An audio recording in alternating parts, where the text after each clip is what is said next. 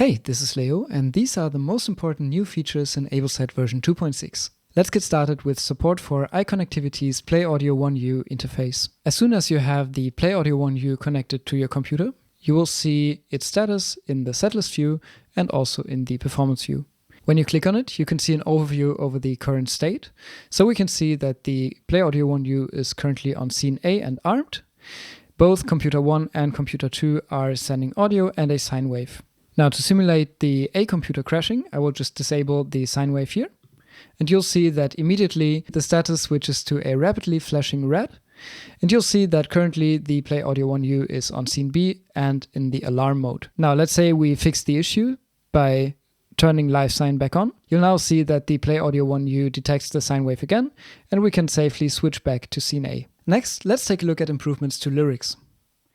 You can now use the M and N keys to jump between lyrics lines independently of the current playhead. So let's say I was to start this song. I can now press M to jump forward and N to jump backward a few lines.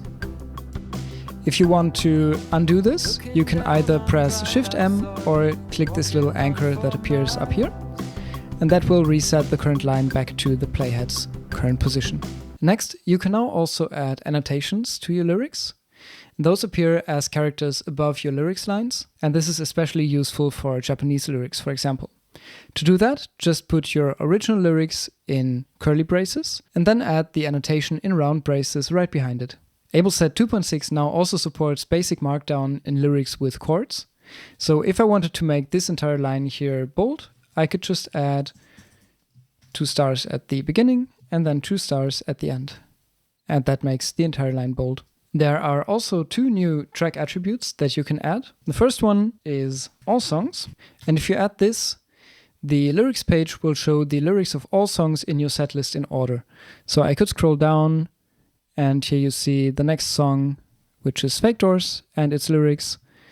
And here you see the next song, which is Along the Way and its lyrics. So you don't have to actually jump to the songs to see the lyrics. The second new attribute is full. And if you add that to the lyrics track, that just makes sure that all images are taking up the full height of the lyrics page. This is helpful if you have a lot of images in your lyrics track and you don't want to add the full attribute to each image. Next, let's take a look at improvements to the performance view. And the first new feature you'll find in the customization settings is a clock. This is fairly simple, but it just allows you to see the current time in your performance view. When you click on it, it will open a big clock that you can more easily see, and you can close it again to see the rest of the performance view. You can now also hide the progress bar of the current song and the number of remaining songs if you want your performance view to look more minimalistic. Now let's take a look at new settings, starting with the MIDI mapping. So if we go to Edit MIDI Mapping, you'll now see that we have an AbleNet toggle for each input.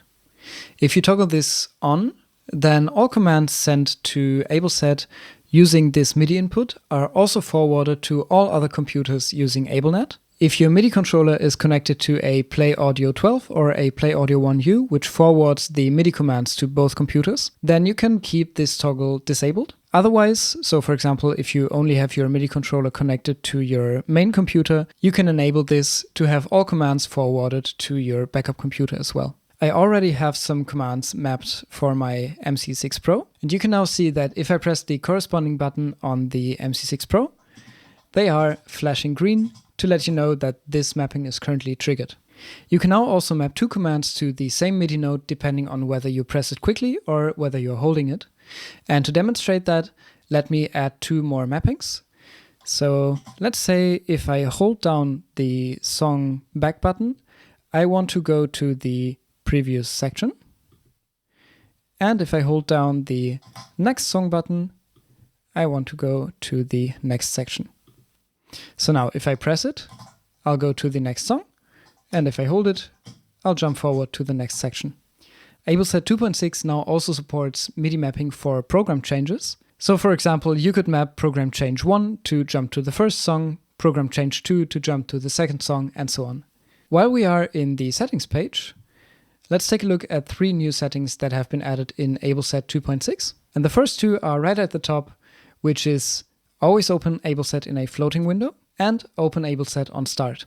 When you enable Always Open AbleSet in a floating window, then clicking on Open AbleSet here will open AbleSet in a floating window instead of using the web browser. And enabling Open AbleSet on start will automatically open the setlist view whenever AbleSet is connected to live. When both options are enabled, AbleSet will automatically open the floating window when it connects to live. Now, if we scroll down to the setlist, you can now tell AbleSet to automatically remove songs that have been played. I have this currently enabled. Let me go to the setlist and let's jump to the end of this song. And as soon as the song ends, it gets removed from the setlist. And speaking of setlists, you can now import setlists from a plain text file. And to demonstrate this, I've created a blank document in TextEdit. I'm going to make it plain text. And now I can just add some songs that I would like to have in the setlist. So roads, for example, crossings, and let's do gone as well. Let's save that. And then let's open the setlist editor and drag this file in here. Now, AbleSet automatically detects the song names and imports them as a setlist. And last but not least, AbleSet 2.6 is now fully compatible with Live 12. AbleSet 2.6 contains a bunch of features, improvements, and bug fixes that I haven't talked about in this video. If you'd like to see the full list of changes, please click the link in the description below. Let me know if you have any further questions or feedback, and I wish you a great day.